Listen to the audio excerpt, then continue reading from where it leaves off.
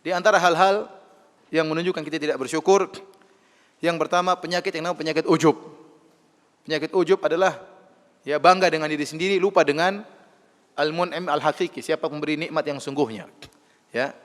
Sehingga dia merasa keberhasilan karena dirinya. Sebagaimana perkataan Fir'aun, sebagian perkataan Qarun, tatkala dia memiliki harta yang banyak, dia mengatakan innama utituhu ala ilmin indi. Sungguhnya saya dapat rezeki yang banyak ini, saya dapat harta yang banyak ini ala ilmin indi, karena saya punya ilmu tentang masalah mencari harta. Jadi ini hati-hati. Ya. Makanya sebagian ulama mengatakan orang ujub itu orang yang berbuat syirik kepada Allah karena dia merasa dia ikut serta bersama Allah dalam keberhasilannya. Padahal keberhasilan dia semurni dari siapa? Dari Allah. Ya, betapa banyak orang yang berusaha tidak berhasil. Terkadang terungkap dari sebagian orang, karena saya banyak pengalaman akhirnya saya berhasil. Ya, karena saya banyak pengalaman. Karena saya cerdas makanya saya berhasil. Kita bilang tidak demikian. Kecerdasan tidak berbanding lurus dengan kekayaan. Betapa banyak orang yang cerdas, betapa banyak orang sampai kepalanya botak karena saking cerdasnya. Profesor, duit enggak punya. Neliti sana, neliti sini, tanya tentang macam-macam masalah kimia, masalah matematika canggih, ya, tapi duit enggak ada. Maka kecerdasan tidak berbanding dengan apa? Kekayaan. Ada orang tidak kaya, tidak cerdas, biasa-biasa saja, jualan bebek goreng kaya raya. Tidak perlu ilmu yang canggih-canggih, ya. Mungkin SD juga tidak lulus, ya, tapi luar biasa Allah beli kekayaan. Betapa banyak orang menang teori, dan ini saya pernah diceritakan sama seorang teman pengusaha restoran. Dia bilang, Ustaz, ada orang mengolah perusahaan restoran orang lain berhasil. Dia ngolah restoran orang lain berhasil. Kemudian dia ingin buka perusahaan sendiri.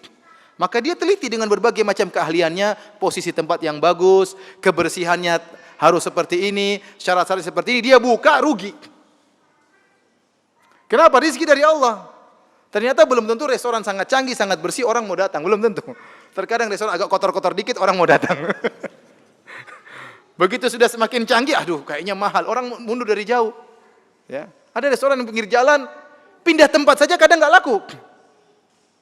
Ya, karena memang rezeki dari Allah, maka jangan seorang merasa berhasil karena kecerdasannya, karena keahlian dia, karena banyak pengalaman. Ya akhi, banyak orang pengalamannya banyak, tetap aja miskin. Kenapa pengalamannya jadi pegawai terus, nggak pernah jadi pengalaman jadi bos? Ya, miskin terus. Jadi rezeki dari Allah. Jangan kita bilang seperti kata Qarun, innama utitu ala ilmin indi. Saya jadi kaya karena saya punya ilmu, nggak boleh.